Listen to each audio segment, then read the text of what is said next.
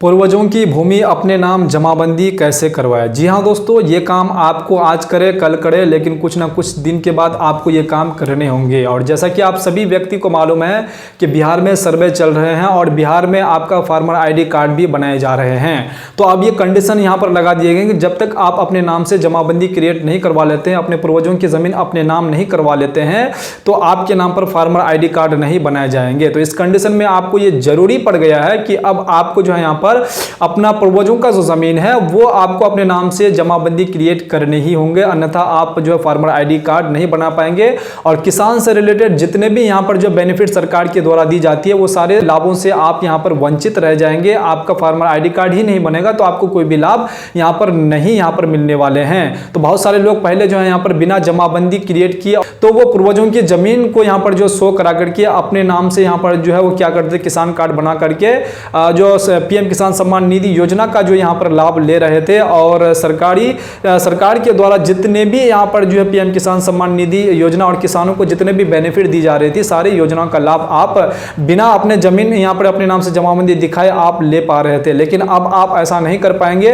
अब आपको farmer ID card बनाने के बाद ही सरकारी जितने भी योजना किसानों को यहाँ पर दी जा रही है तो उन योजना का लाभ आपको फार्मर आईडी कार्ड में यहाँ पर देखने को मिलेगा। और जो व्यक्ति फार्मर आईडी कार्ड बनाएंगे उन्हीं को यहाँ पर मिलने वाले हैं। तो ये चीज आपको जानकारी होना बेहद जरूरी है। नहीं तो फिर अगर आप भी ये भ्रम में रहेंगे कि हम तो पीएम किसान सम्मान निधि योजना का लाभ तो लेते हैं लेकिन हमारा जो फार्मर आईडी कार्ड ऐसे ही बन जाएगा, तो ये गलतफहमी है। आपका फार्मर आईडी कार्ड नहीं बनेंगे, आपका पीएम किसान सम्मान निधि योजना से नाम को काट दिए जाएंगे। तो अब यहां पर जो बात यह रह जाती है कि आप जो अपने पूर्वजों की जमीन अपने नाम से कायम कैसे करेंगे, अपनी जमाबंदी कैसे कायम करेंगे। ये एक दो दिन का काम नहीं है, कुछ समय आपको यहां पर लग सकता है, लेकिन आपका काम बिल्कुल फ्रेश यहां पर होने वाले हैं। तो आपको करना क्या होगा, चाहे आपका पिताजी का जमीन खरीदा हुआ है केवला है या फिर आपके पूर्वजों का जमीन खतियानी है, तो दोनों कंडीशन में आपको सबसे पहले जो उस जमीन का बंटवारा कर लेना बेहद जरूरी है। मौखिक बंटवारा आपको नहीं करना है, लिखित बंटवारा आपको करनी है। जमीन कितना बेचा, कितना यहां पर आपको मिला है और उस हिसाब से जो है यहां पर अपने नाम से जमाबंदी आप क्रिएट करते हैं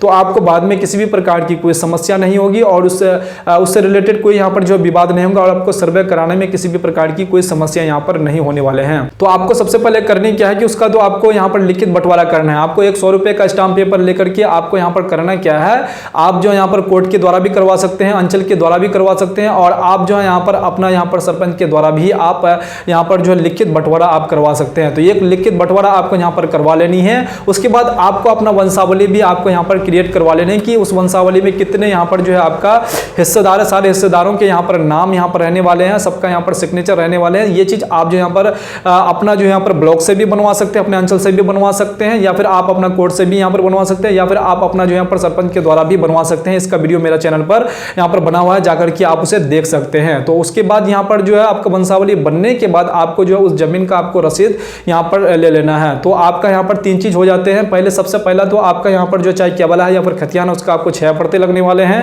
उसके बाद जो यहां पर आपको बंटवारा नामा आपको यहां पर लगने वाले हैं। उसके बाद आपका यहां पर जो है वंशावली आपको देने पड़ेंगे। उसके बाद ये चीज आप सारा चीज आप जाकर के आपको यहां पर ऑनलाइन कर देने हैं।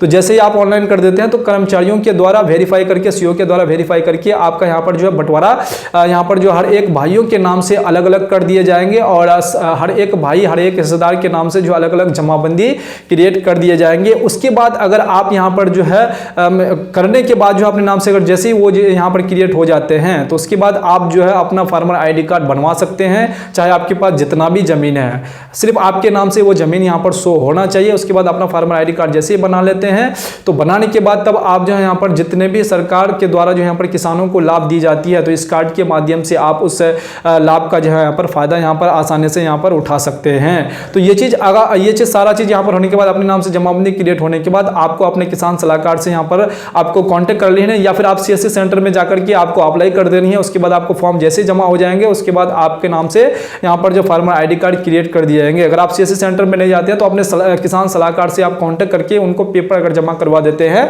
तो उससे भी यहां पर आप अपना जो फार्मर आईडी कार्ड को बना लेंगे। तो ये आपका यहां पर प्रोसेस रहने वाला है आपको फार्मर आईडी कार्ड बनवाने में। बहुत सारे किसान जो है यहां पर इसी को लेकर के परेशान है कि हम अपना फार्मर आईडी कार्ड कैसे बनाएं। तो आपको अपना फार्मर आईडी कार्ड बनाने के लिए ये प्रोसेस से आपको तो यहां पर गुजरना ही होगा। अगर आप ये प्रोसेस कर लेते हैं तो आपको आगे चल के जो है यहां पर अपने सर्वे में भी किसी भी प्रकार की आपको समस्या नहीं होगी। और सरकार का यही मकसद है कि हर एक व्यक्ति का जो है यहां पर समस्या को खत्म खत्म किया जाए जमीन से रिलेटेड।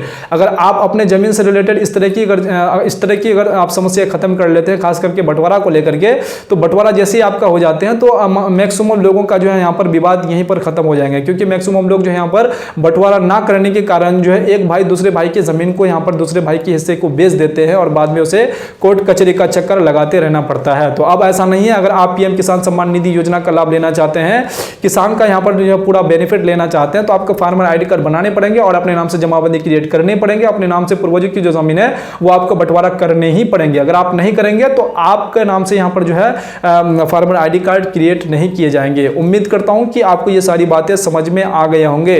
अगर अभी भी आपके जहन में कोई भी किसी भी प्रकार की कोई अगर सवाल है क्रिएट हो रहे हैं तो आप बेझिझक कमेंट बॉक्स में कमेंट करके आप हमें बता सकते हैं।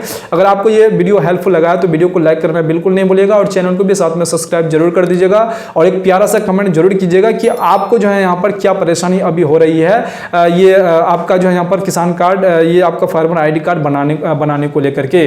तो आप बेझिझक कमेंट बॉक्स में कमेंट करके आप हमें बता सकते हैं। तो चलिए फिर से मिलता हूं इसी प्रकार से दूसरे वीडियो में दूसरे कंटेंट के साथ। तब तक के लिए आप अपना ख्याल रखिएगा। वीडियो देखने के लिए आपका बहुत बहुत धन्यवाद।